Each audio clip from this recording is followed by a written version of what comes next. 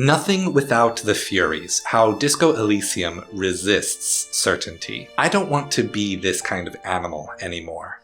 Video game essays are a great form of art, intersecting with scholarship and inherently colliding with the self-as-subject essence of gonzo journalism.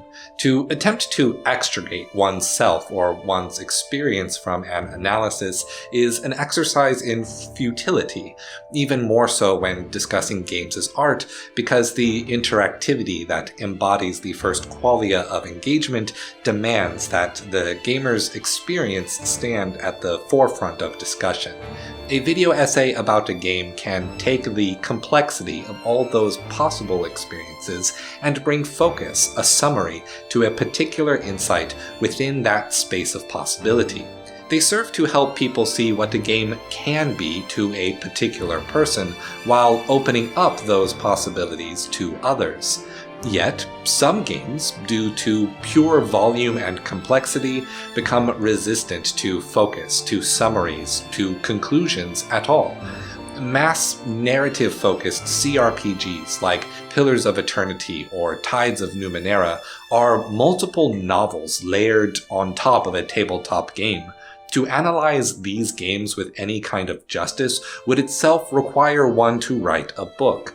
Value-operant RPGs like the Mass Effect trilogy may be simplified as good blue choice, bad red choice, but any summary of the games would fail to account for how the moment-to-moment ethical thought experiments between the shootouts can evolve when one truly weighs the values of the different choices. Thus, while being resistant to the analytical essay analysis of Mass Effect shines when done as a communal Let's Play video series, where people may open themselves to discussing the nuances of each moment and review the consequences as they pass.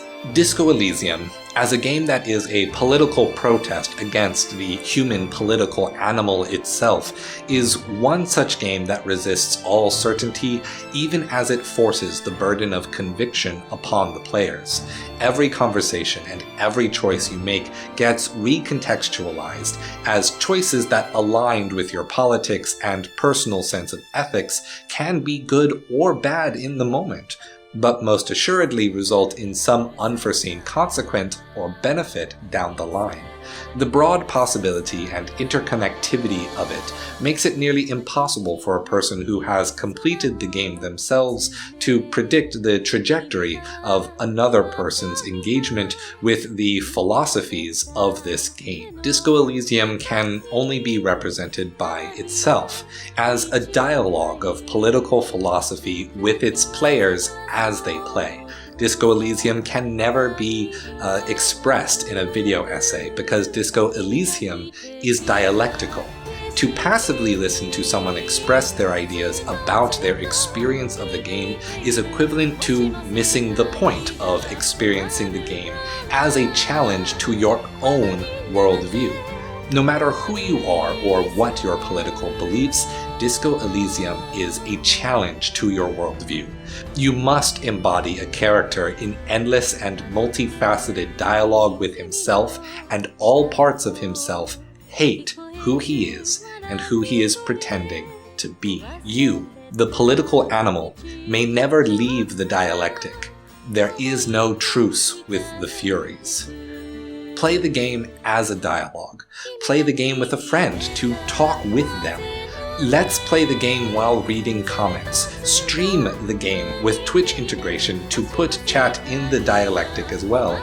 This is how a game becomes philosophy. No, Harry. You are just talking to yourself. That's all you ever do, even in your dreams. And the act is wearing thin.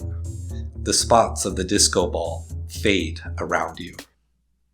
Stay true.